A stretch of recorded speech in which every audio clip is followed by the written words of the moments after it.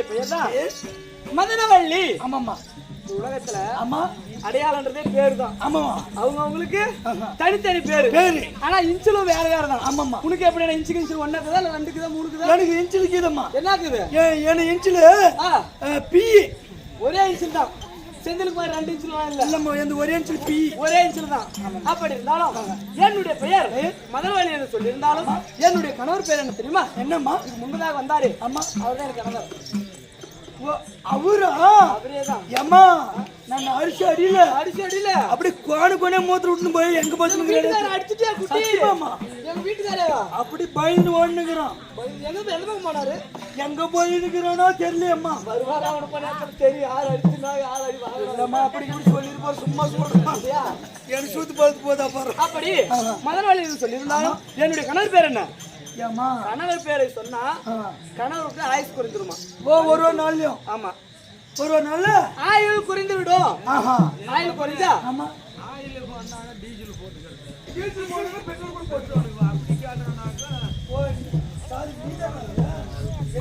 கத்துக்காரா?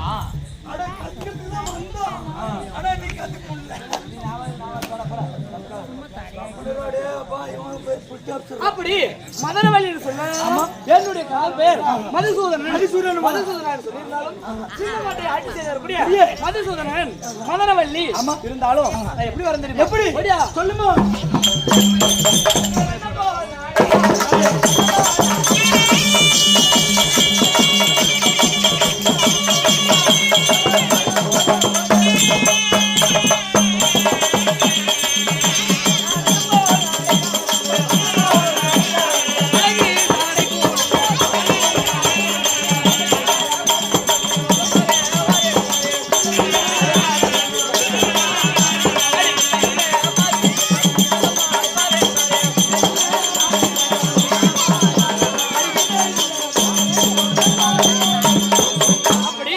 மன்னவர் அளித்திருந்தா அண்ணன் போல் நடந்து அடங்கு தலங்குலுங்க இந்த மதனவள்ளி வந்திருந்தாலும் இன்றைய தினம் பரிவந்தோம் மன்னவர் அளித்திருக்கிறார். மன்னவரை பார்க்கணும்னா போய் சொல்லிட்டு வரியா? ஓடு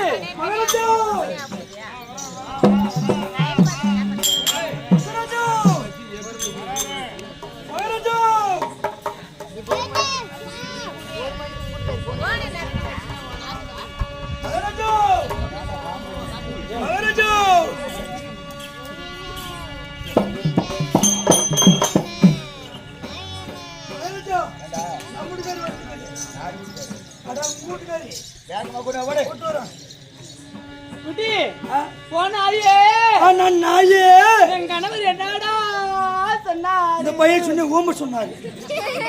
சும்மா வர மாதிரி உத்தரவு படமா எனக்கு வழி தெரியாது. ஒரு வண்டியில மாமா முன்ன ஓட்டிடுவ செல்ல கண்ணு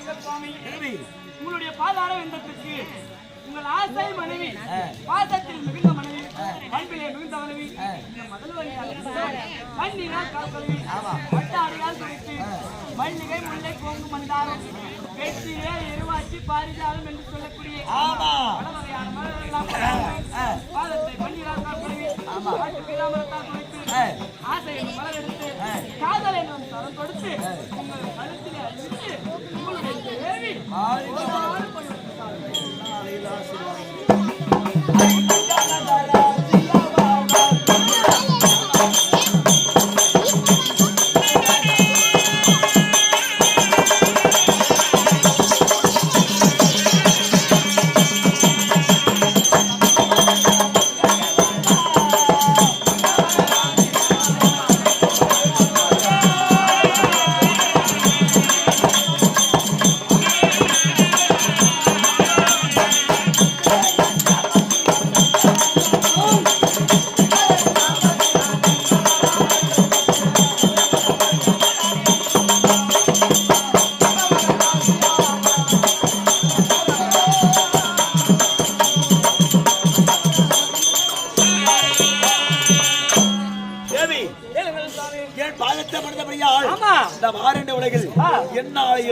சுகமாக வாழ வேண்டும் என்ற ஆசீர்வாதம் கொடுத்திருக்கிறீர்கள்.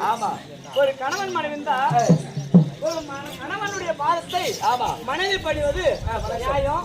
நீங்கள் ஆசீர்வாதம் கொடுப்பது வழக்கம். என்னாலும் போல ஒரு பாதத்தை படிந்த உடனே தேவி சுகமாக வாழ்ந்து சொல்லியிருந்தாலும் ஒரு சின்ன ஆசை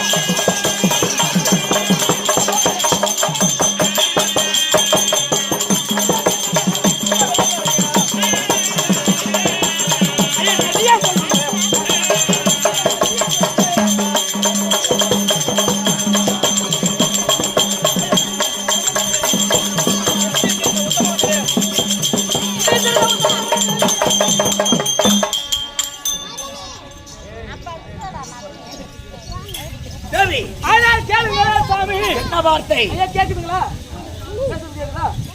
ஆனால் கேளுங்க சாமி, இந்த பொன்னான சபை முன்பதாக